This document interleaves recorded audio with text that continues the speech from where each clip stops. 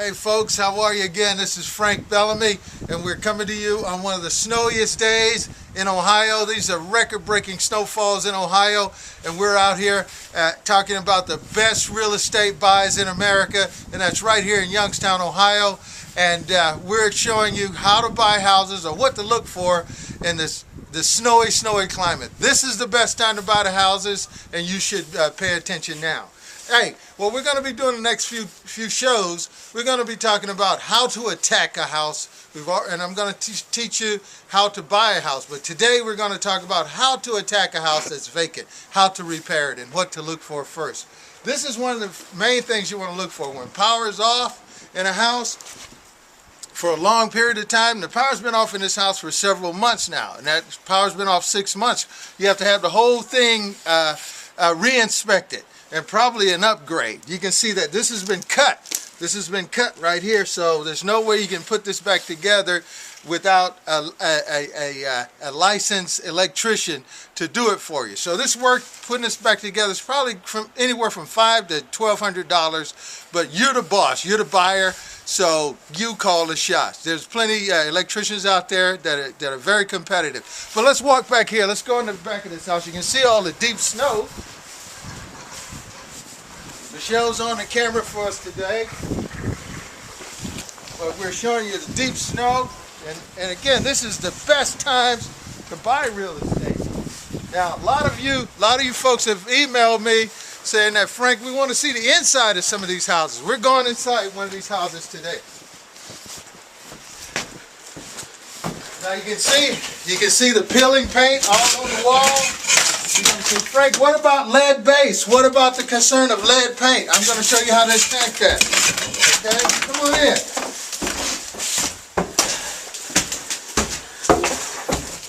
Come on in. Now this is the living room. This is the living room of a 5-bedroom home that was once a duplex. But you can see it's been vandalized, and you look at it and say, "Oh my God, this is just horrible."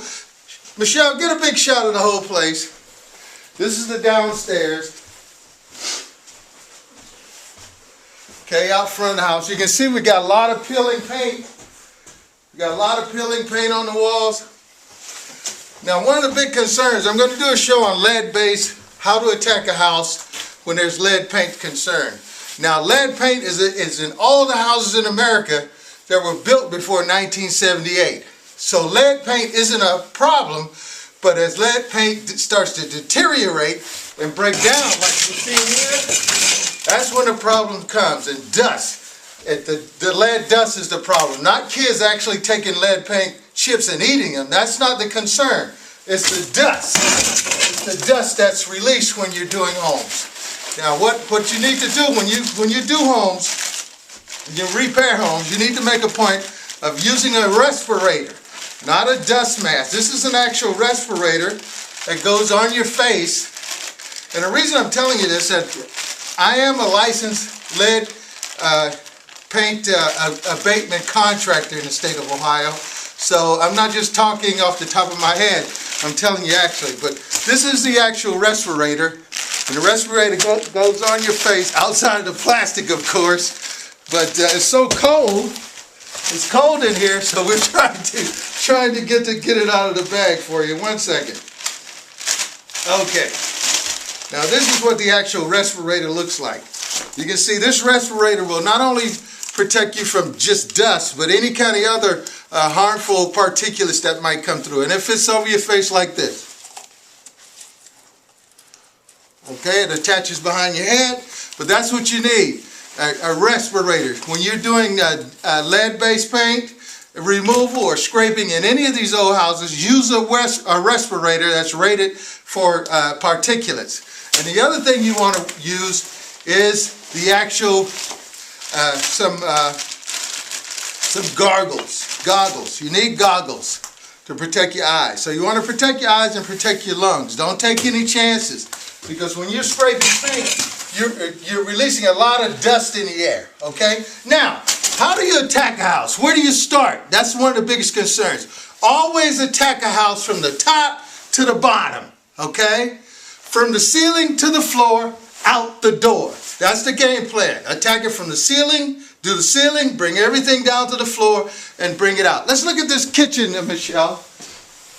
Now this kitchen was once a beautiful kitchen. Now you can see how it's just been left to fall apart. But all of this is repairable. So just take it all down. Not the structure, not the wood. We'll just take all the loose things down, take it down to the floor and out the door. That's how you attack it. Let's go upstairs, Michelle. We're going to the second floor of this house. And you can see there's a lot of peeling paint. There's a lot of peeling paint all over the place. But still, it's a beautiful home. It's a beautiful home. So don't be concerned with the lead-based paint, or just make sure that you wear respirators, you wear gloves, you wear clothes, take them off after you've done the work, and wear eye protection. That's the main thing you want to do. So work lead-safe practices. That's how you attack a home. And remember, do the ceiling to the floor and everything out the door. Don't try to patch holes and paint and clean the floor before you've done the walls and things like that. So it's a process. And remember this, from the ceiling to the floor, out the door. That's how you attack homes. Okay? And then here, you can see this is a great room. Some of the windows have been removed. But look at this radiator. Look at this old radiator. This thing is probably worth $300 just like it is. But this is what one of the old homes looks like on the inside. And you can see this home even had a fireplace on the second floor. You can't buy this in America anymore.